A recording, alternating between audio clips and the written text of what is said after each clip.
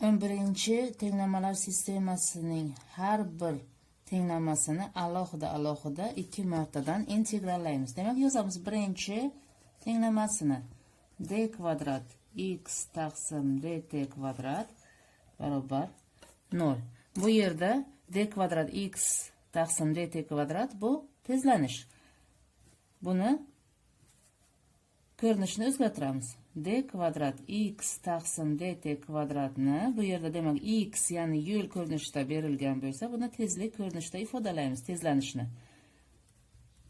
Demak, o'rniga qo'yamiz. Bu demak buni 11 shtrix deb olsak, 11 shtrixni o'rniga o'zgartirib olgan ifodamizni qo'yamiz. Demak, yozamiz dvx taqsim dt teng 0. Bundan kelib chiqadi.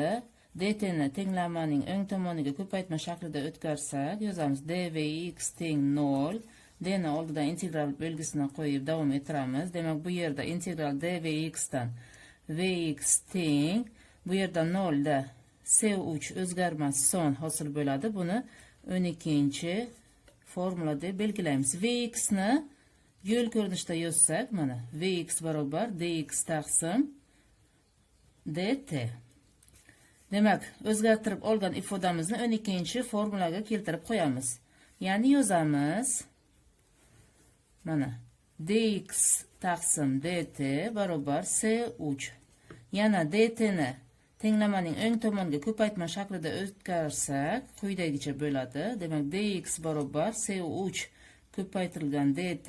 d larni oldida yana integral belgisini qo'yamiz va davom ettiramiz. Demak, integral dx dan x barobar bu yerda c3 integral dt dan t plus c4. Bu bo'ladi bizaga 13-formula. Mana bunisini ham demak to'rtburchakka olamiz. Bunga qaytamiz. Shuning uchun to'rtburchakka olamiz. Endi 11-tenglamaning ikkinchi tenglamalar sistemasining ikkinchi tenglamasi d kvadrat y taqsim dt kvadratda ham xuddi shu ishlarni bajaramiz. Ya'ni 2 marta integrallaymiz. Mana bu demak 11-tenglamaning ikkinchi tenglamasi, tenglamalar sistemasining ikkinchi tenglamasi. Xo'sh, d kvadrat y taqsim dt kvadratni shaklini o'zgartiramiz. Buni demak yozishimiz mumkin dvy taqsim dt. Bu o'zgartirib olgan ifodamizni 11-2 shtrixni o'rniga qo'yib yozsak, dvy taqsim dt barobar j. Yana dt ni tenglamaning o'ng tomoniga ko'paytma shaklida o'tkazsak, mana yozamiz dvy barobar j dt ko'paytirilgan. Integral belgisini qo'yamiz d larni oldida va yozsak agar integral dvy dan vy barobar jt plus o'zgarmas son c5. Buni yana to'rtburchakka olamiz va 14-chi formula deb belgilaymiz. Xo'sh, vy ni mana bu tezlikni yo'l ko'rinishida yozsak dy taqsim dt. Bu o'zgartirib olgan ifodamizni 14-chi formulaga qo'yib yozamiz. dy taqsim dt barobar jt plus c5. Yana dt ni tenglamaning o'ng tomoniga ko'paytma shaklida o'tkazsak, yozamiz dy barobar jt ko'paytirilgan dt plus c5 ko'paytirilgan dt.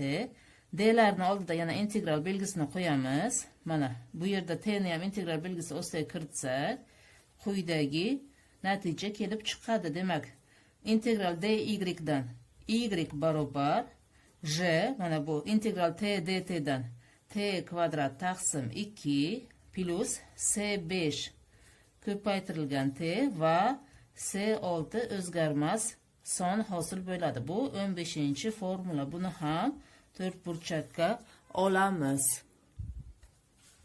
12-chi, 13-chi, 14-chi va 15-formulalarda hosil bo'lgan o'zgarmas sonlar C3, C4, C5, C6larni aniqlash uchun BC uchastkaga tegishli bo'lgan boshlang'ich shartlardan foydalanib topamiz. Demak, yozamiz. BC uchastka uchun boshlang'ich shartlar. Demak, birinchi vaqt boshlang'ich shart t0 0 ga teng, x0 0 ga teng, y0 0 ga teng, vx0 vbx ga teng, ya'ni vb ko'paytirilgan kosinus alfa. Mana bu qayerdan kelib chiqdi? Mana dastlab jism b nuqtada bo'lganda mana vb tezlik bilan harakatlanayotgan edi. Buni vb tezlikni x o'qi bilan hosil qilgan burchak alfa bo'lganligi uchun vbx ni biz yozamiz vb ko'paytirilgan kosinus alfa. vy0 vby barobar vb ko'paytirilgan sinus alfa. Mana bu aniqlab olgan boshlang'ich shartlarni 12-chi, 13-chi, 14-chi va 15-chi formulalarga qo'yib C3, C4, C5, C6 larni aniqlab olishimiz mumkin. Demak, yozamiz. 12-dan. Xo'sh, C3 Vx ga teng bo'lsa, mana C3 Vx ga teng bo'lsa, yozamiz mana VBx ga teng, ya'ni bu ham VB kosinus alfa ga teng. 13-dan e'tiborni qaratamiz 13-ga, mana bu yerda demak, mana boshlang'ich shart x 0 ga teng, t 0 ga teng, demak C4 0 ga tengligi kelib chiqadi. C4 mana 0 ga teng. 14-ga e'tibor qaratamiz 14-ga, demak t 0 ga teng, C5 vy ga teng, mana vy 0 ga teng. Yozamiz 14-dan C5 teng, demak VB y ga, ya'ni VB ko'paytirilgan sinus alfa ga teng. 15-ga qaraymiz, y 0 ga teng, t 0 ga teng, t 0 ga teng. Bu yerda ham demak C6 o'z-o'zidan 0 ga tengligi kelib chiqadi. Mana yozamiz.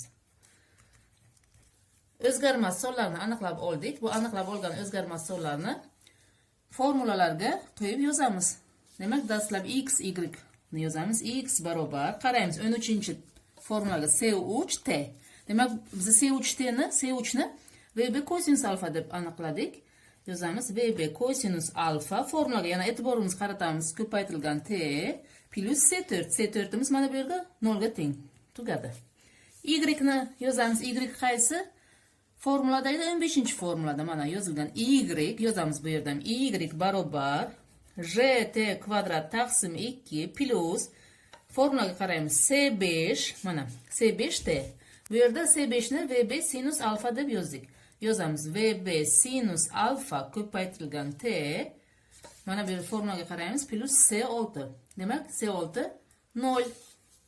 Buni tenglamalar sistemasi bilan yozib 16-formulada belgilab olamiz. Endi tezliklarni yozamiz. Tezliklar mana 12-formulada tezlik yozilgan. Yozamiz Vx barobar C3. C3 VB kosinus alfa ga teng. Tezlik yana ikinchi tezlik 14-formulada Vy yozilgan. Yozamiz Vy barobar mana Rt plus C5. C5 bu yerga qaraymiz. C5 VB sinus alfa ga teng. Mana VB sinus alfa. Buni ham tenglamalar sistemasi qilib 17-formula bilan belgilaymiz. Bu yerda mana bu hosil bo'lgan 16-formula BC uchastka uchun harakatlanayotgan jismning harakat qonunini ifodalaydi. 17-formula esa BC uchastkada harakatlanayotgan jism uchun demak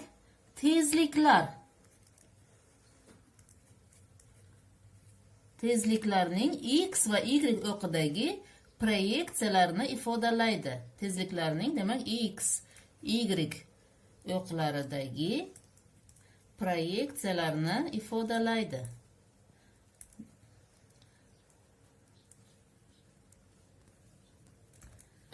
Xo'sh, jism shunday qilib mana jism B nuqtadan C nuqtaga keldi. C nuqtaga kelganda jismning tezligi Vc ga o'zgaradi mana. Vc ga o'zgaradi.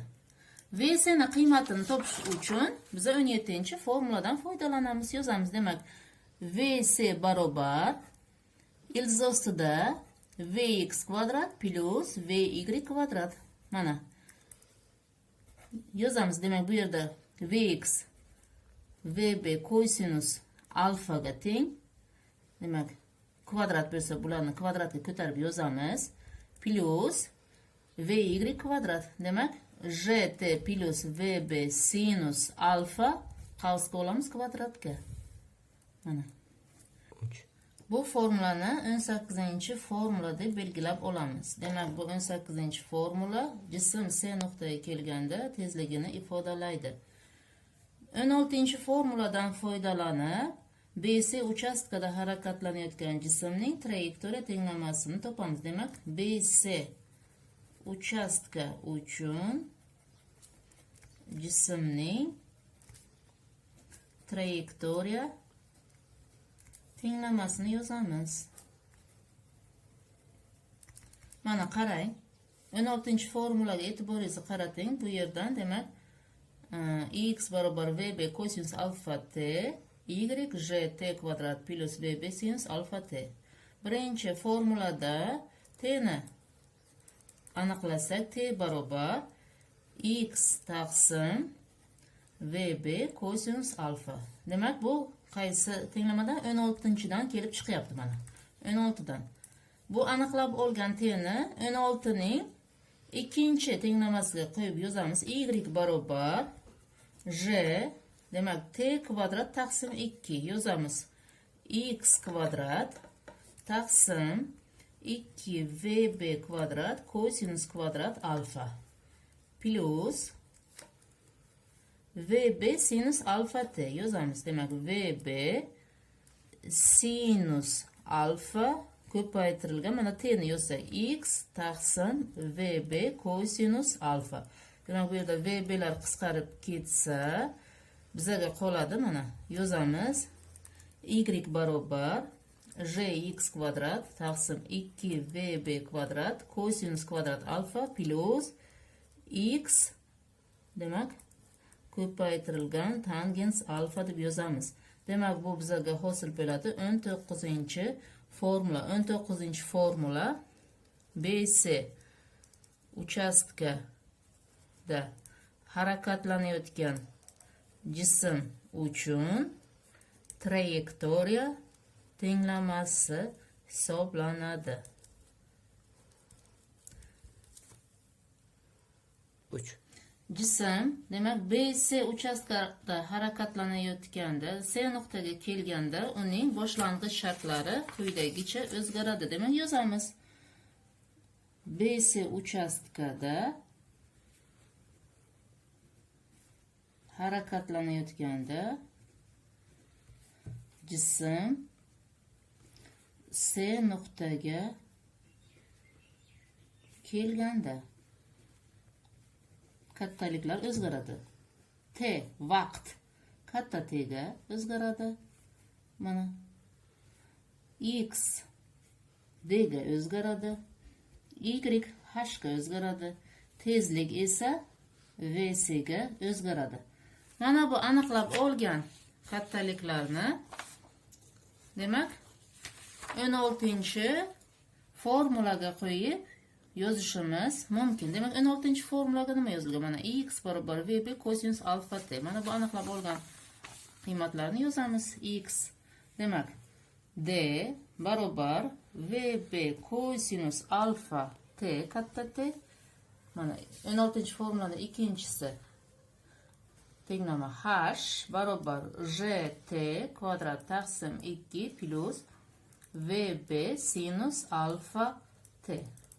Bu bo'ladi bizaga 20-formula. Ana endi bizaga kerak bo'lgan barcha kattaliklarni mana shu yerda aniqlab olishimiz mumkin. Demak, d ni aniqlab olishimiz mumkin, t ni aniqlash mumkin. Bu formulalar barcha variantdagi masalalarni ishlash uchun kerak bo'ladi. Demak, yana davom etamiz. Yana bizaga nima kerak? E'tiboringizni qarating. Mana bu yerda beta burchak bor. Beta burchakni aniqlash uchun qanday aniqlaymiz? Mana bu yerda yozsak, mana 3 burchak. 3 burchak chizsak, bu h, bu d. Mana bu demak beta burchak. H va d orqali ifodalasak beta burchakni qanday yozishimiz mumkin? Demak, sinusni kosinusga nisbatan tangens yozishimiz mumkin. Demak, tangens beta barobar h taqsim d. Mana bu ham 20-formula hisoblanadi. Bu ham barcha variantlarga kerak bo'ladigan muhim formula hisoblanadi. 20-formuladan foydalanib bizga kerak bo'lgan t va d larni aniqlashimiz mumkin. Demak, bu yerdan mana 20-formuladan ikkinchi tenglamasdan yozishimiz t'ni aniqlasak, oddiygina harflarni o'rniga qiymatlarni qo'yib yozamiz. Demak, h berilgan 6 ga teng, mana j ni 10 deb olsak, t bizga noma'lum t kvadrat taqsim 2 plus vb 11 ga teng edi. Hisoblanish natijasi sinus alfamiz berilgan 30 gradusga t mana. Demak, bu tenglamani yechib hisoblasak, t 68 sekundga teng bo'ladi. 20-formulaning birinchi tenglamasi d ni aniqlashimiz mumkin. Demak, d ni aniqlasak, mana 11 kosinus 30 gradus ko'paytirilgan 0,68. Bu ham 6,5 metrga teng bo'ladi. Bizga kerak bo'lgan edi VC ni topishimiz kerak. Mana VC formulasini to'liq ko'rinishga yozamiz. Mana VB kvadrat kosinus kvadrat alfa plus J. U yerda kichkina t yozgandik, mana katta t C nuqta ga kelganda uning vaqti t ga o'zgardi deb belgilab oldik. Mana VB sinus alfa kvadrat. Mana harflarni o'rniga qiymatlarni qo'yib hisoblasak, bizga VC ning natijasi 15,6 metr sekundga teng bo'ladi. Shunday qilib masalamizni tugatdik.